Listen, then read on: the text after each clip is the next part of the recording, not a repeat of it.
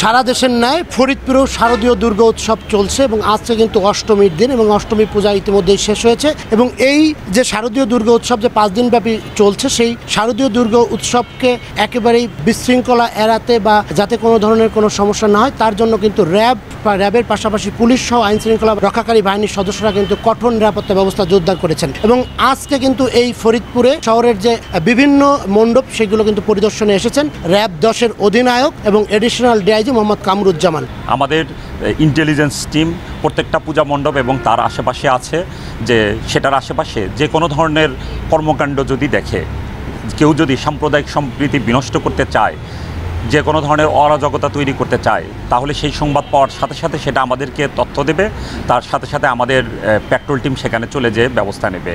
তাছাড়া আমাদের পর্যাপ্ত সংখ্যক ফোর্স বিভিন্ন ক্যাম্পে এবং ব্যাটালিয়ন হেডকোয়ার্টারে স্ট্যান্ড বাই আছে।